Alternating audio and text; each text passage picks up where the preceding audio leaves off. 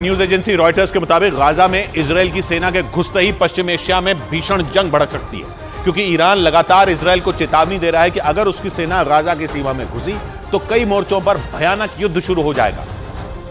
यानी ईरान की तरफ से इजरायल को सीधी चेतावनी दी गई कि अगर गाजा पर हमला नहीं रुका तो पश्चिम एशिया के कई मुस्लिम देश इजरायल पर एक साथ टूट पड़ेंगे। ईरान के विदेश मंत्री ने कतर में हमास के नेताओं से मुलाकात की और इस मुलाकात के दौरान उन्होंने इजरायल से जारी युद्ध में हमास को मदद का भरोसा दिया।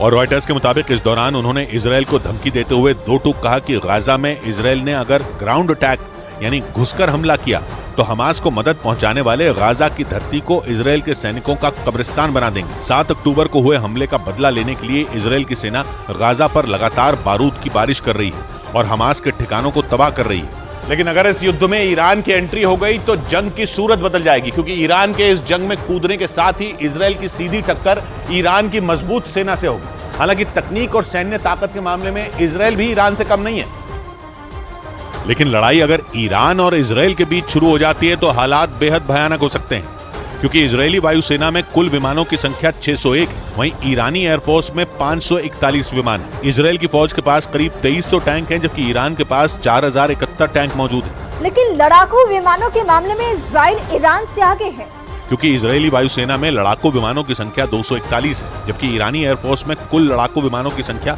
196 ही है। इजरायल के पास सिर्फ 15 ट्रांसपोर्ट एयरक्राफ्ट हैं, जबकि ईरान के पास 86 ट्रांसपोर्ट एयरक्राफ्ट हैं। इजरायल की नौसेना के पास 67 जहाज हैं, जबकि ईरान की नौसेना के पास 101 जहाज हैं।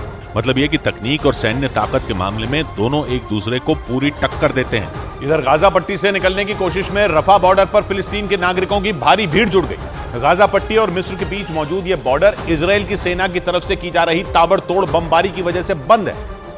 लेकिन न्यूज एजेंसी रॉयटर्स के मुताबिक इस बॉर्डर को कुछ घंटों के लिए खोले जाने की खबर सामने आई, जिसके बाद गाजा पट्टी से बड़ी संख्या में फिलिस्तीन के लोग रफा बॉर्डर पर पहुंच गए। वहां से जो वीडियो सामने आया उसमें फिलिस्तीन के लोग अपने परिवारों के साथ रफा बॉर्डर खुलने का इंतजार करते दिखे, क्योंकि उन्हें भरोसा दिया गया था कि गाजा में रहने वाले लोगों को निकलने का मौका दिया जाएगा। मतलब कुछ घंटों के लिए इजरायल वहां हमला नहीं करेगा, लेकिन थोड़ी देर बाद इजरायल ने इस दावे को नकार दिया। इसके बाद ये खबर सामने आई कि रफा बॉर्डर को सिर्फ विदेशी लोगों को निकालने के लिए खोला जाएगा। लेकिन फिलिस्तीन के लोगों को झटका तब लगा जब ये खबर सामने आई कि मिस्र ने गाजा से आने वाले शरणार्थियों को अपने यहाँ रखने से इनकार कर दिया।